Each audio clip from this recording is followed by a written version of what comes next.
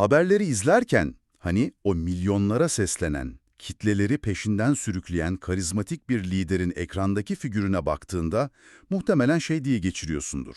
Ne kadar güçlü bir yönetici, ne kadar kudretli bir devlet. Yani evet, hepimiz yapıyoruz bunu ister istemez. Değil mi? Çok insani bir şey. O miting alanlarını dolduran kalabalıklara, atılan sloganlara veya o liderin tek bir dudak hareketiyle bir gecede değişen politikalara bakıp ikna oluyoruz o güce. Ama bugün bu derinlemesine incelememizde o ekranı kapatıp çok daha sarsıcı ve oyunun kurallarını tamamen değiştiren bir soru soracağız sana. Hem de nasıl sarsıcı bir soru. Şunu soracağız. O çok güçlü lider yarın sabah aniden ortadan kaybolsa ülkenin mahkemeleri, okulları, ekonomisi tıkır tıkır çalışmaya devam eder mi? Yoksa her şey bir anda iskambil kağıdından yapılmış bir kule gibi çöker mi? Çok kritik bir ayrım bu. Aynen. Bugün inceleyeceğimiz kaynak liderin kurumsal yeterlilik matrisi, yani kısaca MISL versiyon 2.0. Siyaset bilimini tamamen farklı bir açıyla okumamızı sağlayan bir çalışma bu. Karşımızdaki liderin gerçekten bir devlet mi inşa ettiğini, yoksa sadece kendisine ait devasa bir iktidar illüzyonu mu yarattığını anlamanın şifrelerini çözeceğiz. Sorduğun o soru var ya, hani lider yarın sabah kaybolsa ne olur sorusu.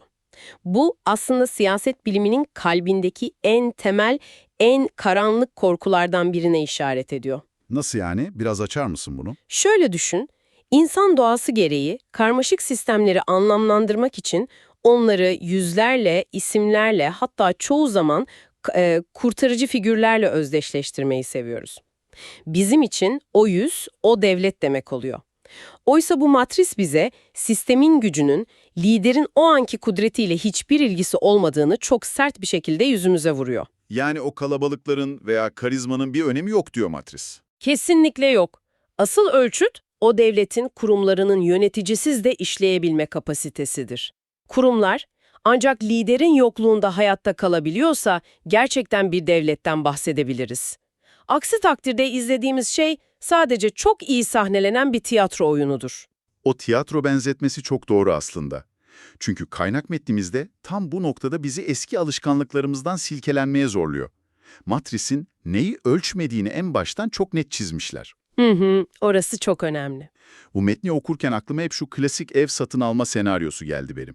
Hani bir evi gezmeye gidiyorsun, duvarlar yeni boyanmış, pencerelerden harika bir ışık giriyor, içerideki mobilyalar son moda, bahçe peyzajı falan göz alıcı.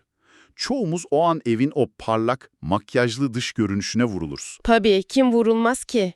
Ama hiç kimse o an eline bir fener alıp da evin bodrumuna, o karanlık temeline inip kolonlardaki çatlaklara veya paslanmış su tesisatına bakmaz. Lideri sadece popülaritesi veya televizyondaki karizması üzerinden değerlendirmek tam olarak o yeni boyanmış cepheye aldanmaya benziyor bence.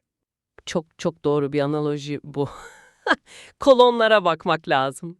Ama burada aklıma takılan, bence bizi dinleyenlerin de itiraz edeceği zorlayıcı bir nokta var. Hadi bunu biraz daha eşeleyelim.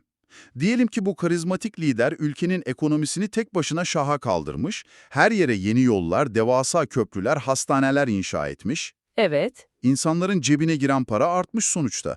Bu matrise göre sırf kurumlar bu liderin iki dudağı arasında diye bu inanılmaz ekonomik sıçrama bir başarısızlık mı sayılıyor?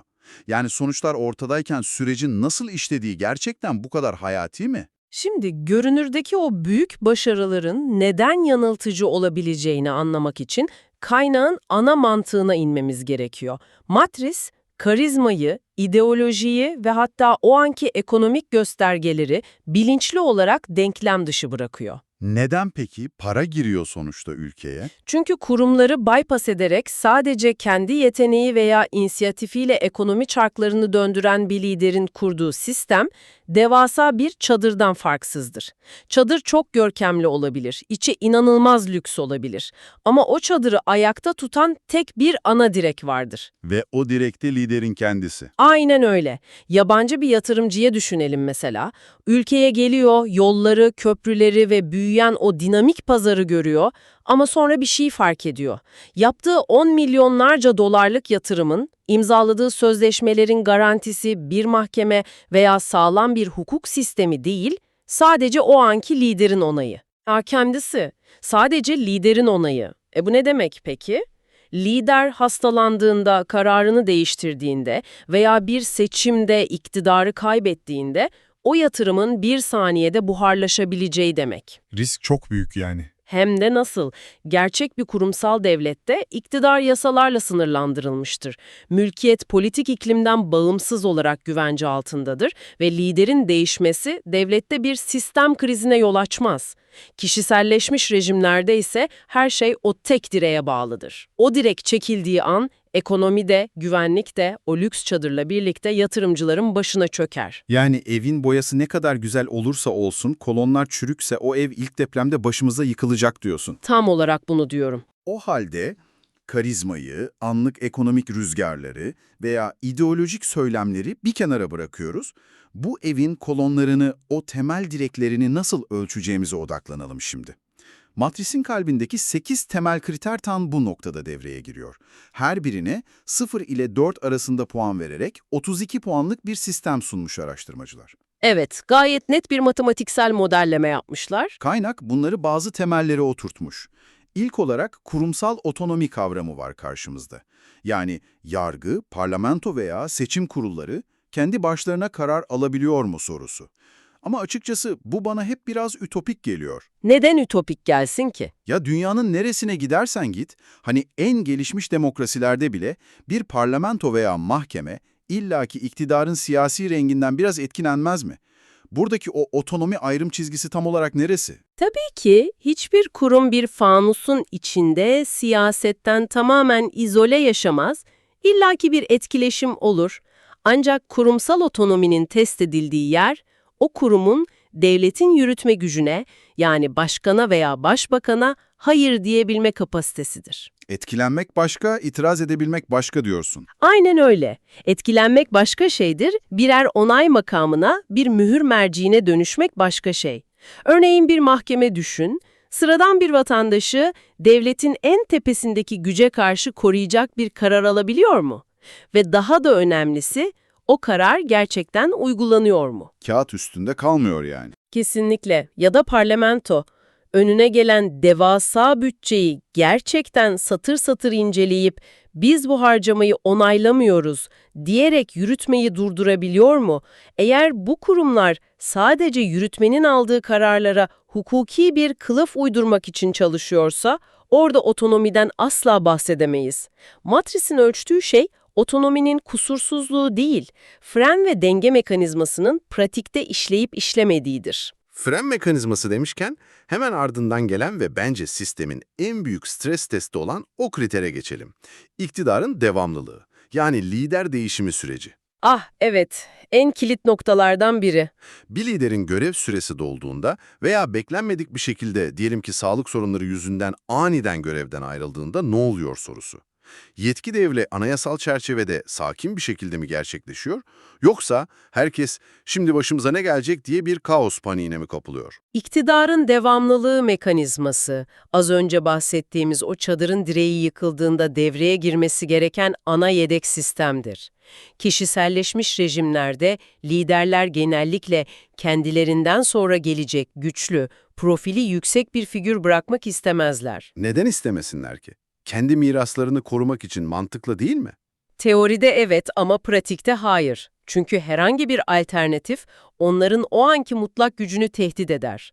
Bu yüzden haleflik süreçleri hep belirsiz bırakılır. Sistem, yeni lideri bulmak için yasalara veya kurallara değil, arka kapı pazarlıklarına, güç odaklarının birbiriyle çatışmasına bakar. Yani bir taht kavgası başlıyor aslında. Sokakta güvenlik endişesi yaratıyor ve halkta bir kaos beklentisi oluşturuyorsa, orada kurumsal bir devletten söz edemeyiz. Orada sadece bir kişinin hayatta kalmasına endekslenmiş, pamuk ipliğine bağlı bir yapı vardır. Çok net. Bu bizi doğrudan paranın ve gücün nasıl yönetildiğine, yani şeffaflık ve liyakat meselelerine getiriyor. Matris'teki mali şeffaflık ve bürokratik rasyonellik kriterleri. Mali şeffaflık, o devasa devlet bütçesinin, devlet şirketlerinin toplum ve bağımsız denetçiler tarafından incelenebilmesi demek. Bu kısmı anlıyorum. Evet, hesap verilebilirlik. Ama bürokratik rasyonellik noktasında senle biraz şeytanın avukatlığını yapmak istiyorum. Matris diyor ki, Bürokratlar liyakatle atansın. Siyasi sadakate göre değil, iş yapma becerisine göre o koltukta otursunlar. Olması gereken bu zaten. Bir de pratik siyasette icraat yapmak isteyen bir lider şey diyemez mi? Benim vizyonumu paylaşan, bana sadık insanlarla çalışırsam, işleri çok daha hızlı çözerim, o bürokratik hantallığı, yavaşlığı aşarım. Neden sadakat bu kadar tehlikeli bir şey olsun ki devlette? Şeytanın avukatlığı cidden işe yaradı çünkü bu argüman otoriter veya kişiselleşmiş rejimlerin en büyük, en çok kullandığı savunma kalkanıdır. İşleri hızlandırmak. Evet, hep bir hız vurgusu vardır. Lider kendi adamlarını tamamen kendisine sadık kişilere atadığında kısa vadede gerçekten de bazı devasa projeler çok hızlı ilerleyebilir. İhale yasaları bir şekilde aşılır, çevresel etki değerlendirmeleri çöpe atılır, bürokratik kararlar bir gecede çıkar. Güzel işte iş yapılıyor. Ama bunun devlete uzun vadeli maliyeti bürokrasinin tamamen felç olmasıdır. Neden felç olur biliyor musun? Çünkü sadakat üzerinden yükselen bir memur inisiyatif almayı anında bırakır. Hata yapmaktan korktuğu için mi? Hayır, işini iyi yaptığı için değil, sadece lidere sadık olduğu için orada bulunduğunu bilir. Bu yüzden her kararında atacağı en ufak bir imzada bile acaba lider bunu onaylar mı, bana kızar mı diye düşünür. Yukarıdan talimat gelmeden tek bir adım atamaz hale gelir. Yani o sistemin motoru kilitleniyor aslında. Aynen öyle. Sorun çözen bir yapıdan çıkıp yukarıdan gelen emirlerin pasif, düşünmeyen bir uygulayıcısına dönüşür tüm bürokrasi. Ve mali şeffaflığın olmaması da tam olarak bu sadakati besler zaten. Denetlenemeyen bütçeler ve devlet fonları bu sadakat ağını, bu itaat sistemini finanse etmek için kullanılır. Yani o senin dediğin hız dediğimiz şey aslında devletin kendi karar alma yetisini, kendi kurumsal zekasını yok etmesi pahasına elde edilen geçici bir saraptır. Kurumsal zeka, bu harika bir tanım oldu. Peki bu kurumsal zeka yok olduğunda faturayı kim ödüyor dersin? Hepimiz ödüyoruz. Tabii ki sıradan vatandaş ve ekonomiyi döndüren o girişimci ödüyor. Matrisin bir sonraki mantıksal ayağı tam da bizim sokağımızdaki gerçeğe, o haklar ve öngörülebilirlik dünyasına dokunuyor. Kaynak metin burada 3 şeye bakıyor. Bilgiye açıklık, hukuki öngörülebilirlik ve mülkiyetin korunması. En can alıcı yerlerden biri. Gerçekten öyle. Mesela bağımsız medyaya ulaşabiliyor muyuz? Devletin açıkladığı enflasyon rakamları, işsizlik verileri gerçek mi yoksa tamamen manipüle edilmiş birer masal mı? Ve demin kısaca değindiğin o mülkiyet meselesi. Hani şu çok başarılı bir iş kuran, fabrikası olan girişimci senaryosu vardı ya. Evet, o girişimcinin başına gelenler çok öğretici. Eğer bu fabrikanın güvenliği, girişimcinin siyasi iklimle olan iyi ilişkisine bağlıysa, yani o fabrika sahibi, atıyorum, iktidarı eleştiren ufak bir tweet attığında, yarın sabah kapısında vergi müfettişlerini bulma veya şirketine komple el konulma riski taşıyorsa, o toplumda neler oluyor? Otonominin veya yasaların eksikliği sokağa tam olarak nasıl yansıyor? Sokağa tam bir felç hali ve deyim yerindeyse oksijensizlik olarak yansıyor. Hukuki öngörülebilirliğin olmadığı yerde güven anında biter. Güvenin bittiği yerde uzun vadeli hiçbir planlama yapılamaz. Bakın mülkiyet hakkı dediğimiz şey sadece bu ev veya bu araba benimdir demek değildir. Daha derin bir anlamı var. Çok daha derin. Mülkiyetin siyasi iktidardan bağımsız olarak yasa eliyle güvence altında olması bir toplumda sivil itirazın, bağımsız düşüncenin ve yenilikçiliğin tek garantisidir. Eğer fabrikanıza veya bankadaki paranıza sırf siyasi görüşünüz yüzünden bir gecede el konulabiliyorsa, o toplumda hiç kimse başını kaldırıp iktidara en ufak bir eleştiri getiremez. Herkes susar yani. Herkes susar. İnsanlar sermayelerini, yeteneklerini ya yurt dışına kaçırırlar ya da yastık altında hiçbir işe yaramayan ölü yatırıma dönüştürürler. Bilgiye açıklık da bunun ayrılmaz bir parçasıdır zaten. İstatistikler falan. Tabii. Devletin istatistik kurumları gerçek enflasyonu değil de liderin görmek istediği veya halka göstermek istediği o düşük enflasyon rakamını yayınlıyorsa, o girişimci fabrikasının bir sonraki yılki maliyetini nasıl hesaplayacak, işçisine neye göre, hangi veriye dayanarak zam yapacak, kurumların siyasileşmesi ekonominin pusulasını tamamen kırar atar. Rasyonel kararların yerini sadece ve sadece siyasi hayatta kalma içgüdüsü alır. Pusulası kırılmış bir sistem. Gerçekten ürkütücü. Ve tüm bu konuştuklarımızı birbirine bağlayan matrisin son yapı taşı da tam olarak o pusulanın geçmişiyle ilgili. Kurumsal hafıza diyor kaynak. Evet, çok ihmal edilen ama çok kritik bir maddedir. Kaynak bunu detaylandırırken sadece arşivlerden, tozlu belgelerden veya eski istatistik kurumlarından falan bahsetmiyor. Bunu okuduğumda kurumsal hafızası silinmiş bir devletin her sabah uyandığında dünü unutan, nerede olduğunu hiç bilmeyen ve her şeye her gün sıfırdan başlamak zorunda kalan bir insana benzediğini düşündüm. Peki ama devletler bu hafızayı neden silmek ister ki? Geçmişte yapılan hataları bilmek, doğruyu bulmak için paha biçilmez bir hazine değil mi aslında? Kurumsal bir devlet için evet, geçmiş kesinlikle paha biçilmez bir hazinedir. Ondan ders alırsınız. Ama kişiselleşmiş bir rejim için geçmiş bağımsız bir referans noktasıdır. Ve tam da bu yüzden çok tehlikelidir. Kendi hikayelerini yazmak istiyorlar. Aynen. Kişiselleşmiş iktidarlar tarihi genellikle kendi iktidara gelişleriyle başlatma eğilimindedir.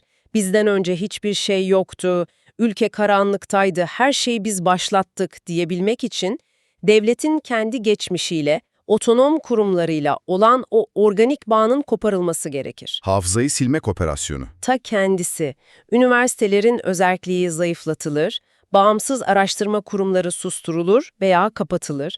Liyakatli eski bürokratlar tasfiye edildikçe o devletin kurumsal hafızası da o bürokratlarla birlikte fiilen kapı dışarı edilir. Sonuç ne oluyor peki? Sonuç şu oluyor, devletin kendi hatalarıyla yüzleşebilme kapasitesi ortadan kalktığında yeni gelen yöneticiler de eski hataları aynen tekrarlamaya mahkum olur.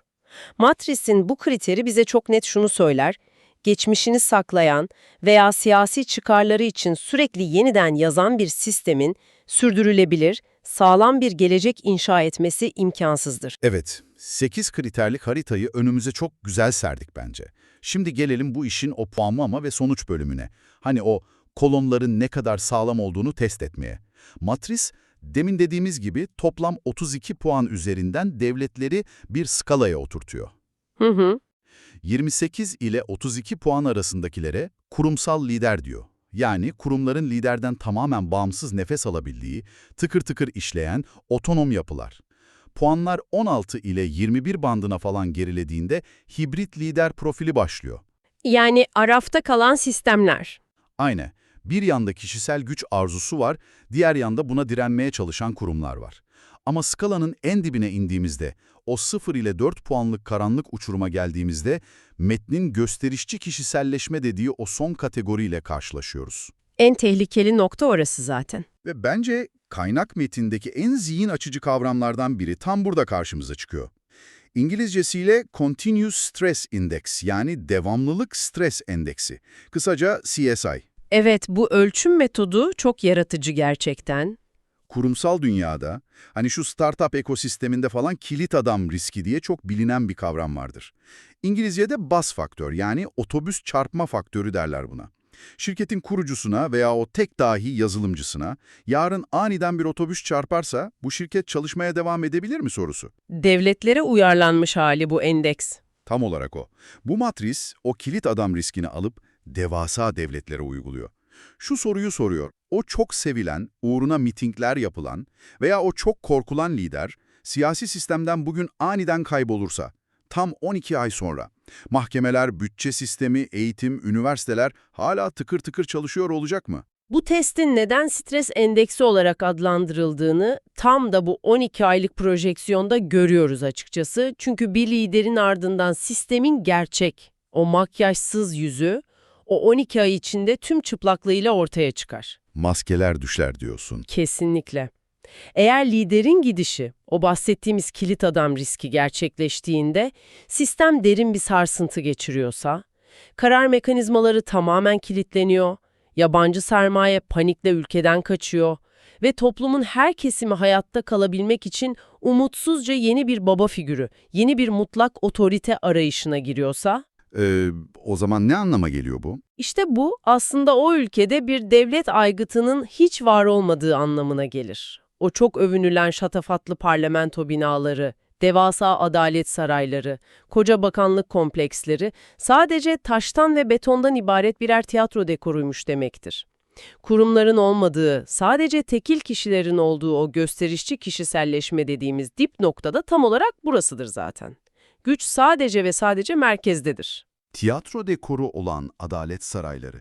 Yani düşünmesi bile gerçekten ürkütücü. O zaman tüm bu teori bulutlarından biraz aşağı sahaya inelim bence. Araştırmacıların bu matrisi somut bir gerçekliğe oturtmak için inceledikleri pilot vakaya yakından bakalım. Teori pratiğe nasıl dökülmüş görelim. Kaynak metni 1991 ile 2026 yılları arasındaki Türkmenistan profiline çok yakından mercek tutuyor. Ama burada hemen bir parantez açıp dinleyicimize şu önemli uyarıyı yapayım. Biz bu bölümde kaynak metnin Türkmenistan üzerine yaptığı yapısal değerlendirmeleri herhangi bir siyasi taraf tutmaksızın tamamen tarafsız bir şekilde ve sadece belgedeki verilere dayanarak aktaracağız. Çok yerinde bir hatırlatma oldu bu. Biz sadece sistemi analiz ediyoruz. Aynen öyle. Şimdi araştırmacılar aradan geçen onca yıla ve değişen isimlere rağmen sistemi tek bir siyasi rejim sürekliliği içinde inceliyorlar. Ve o meşhur 32 puanlık skalada Türkmenistan'ın aldığı toplam puan sadece 4. Yani skalanın en dibi. Evet, gösterişçi kişiselleşmenin tam karşılığı çıkmış. Kurumsal otonomiye bakıyorlar, puan 0. Mahkemelerin veya parlamentonun yürütmeye karşı hiçbir bağımsız denetim gücü yok diyorlar. Mali şeffaflık yine koca bir 0.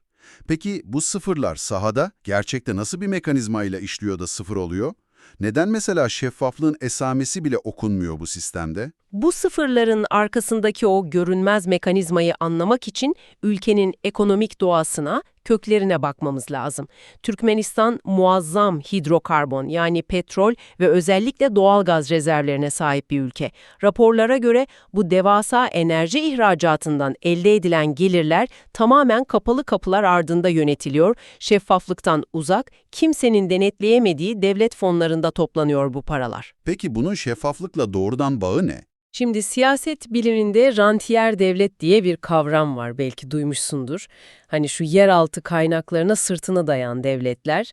Şöyle düşün, eğer bir devlet gelirini ağırlıklı olarak yeraltı kaynaklarından elde ediyorsa, gidip de vatandaşına vergi salmak, onlardan gelir vergisi toplamak zorunda kalmaz. İhtiyacı yok ki paraya. Topraktan fışkırıyor zaten. Aynen öyle. Vergi toplamayan bir devlet de vatandaşına hesap verme ihtiyacı hissetmez. Çünkü vatandaş benim paramı nereye harcıyorsun deme hakkını o vergiyi vermediği için veya o vergi mekanizması işlemediği için en baştan kaybeder. Çok mantıklı. Para benden çıkmıyorsa hesabını da soramam diyorsun. Kesinlikle. Mali şeffaflığın sıfır olması sadece teknik bir muhasebe sorunu değildir aslında. Bu, gücün tekelleşmesinin temel motorudur. Parlamento da bağımsız olamaz mesela. Neden? Çünkü sorgulayabileceği, denetleyebileceği ortada açık bir bütçe yoktur ki. Peki ya 1 puan alan kriterler? Hani her şey 0 değilmiş sonuçta. Mesela mülkiyet güvenliği, bürokratik rasyonellik veya hukuki öngörülebilirlik. Neden 0 değil de 1 puan almış? Sonuçta kötünün iyisi, 0'dan iyidir diyebilir miyiz? Yoksa bu 1 puanın arkasında da başka bir illüzyon mu yatıyor? Yok, sıfırdan iyidir diyemeyiz maalesef. O 1 puan az önce üstüne konuştuğumuz o tiyatro dekorunun puanıdır. Nasıl yani? Neden 0 değil? Çünkü kağıt üzerinde baktığınızda bir anayasa var, ticaret yasaları var, mülkiyet haklarını tanımlayan kalın medeni kanunlar var ülkede. Devletin çizilmiş bir bürokrasi şeması, memur atama prosedürleri falan hepsi var. Dışarıdan, mesela kağıt üstünden bakan biri için sistemin kurumları yerli yerinde duruyor gibi görünür. Vitrin güzel yani. Vitrin mükemmel, ancak pratiğe, o yasaların sokakta nasıl işlediğine baktığınızda, bu kurumların tamamen siyasi atmosfere, o günkü rüzgara göre hareket ettiğini görürsünüz. İş dünyasının korunması, bağımsız bir tahkim veya hukuk mekanizmasıyla değil, tamamen siyasi sadakatle sağlanır. Sözleşmeler falan da hikaye o zaman. Tabii canım, sözleşmeler ancak iktidarın o anki çıkarlarıyla örtüştüğü sürece geçerlidir. Bürokrasideki atamalar, o kağıt üzerindeki süslü liyakat kurallarına göre değil, siyasi bağlılık üzerinden yürütülür.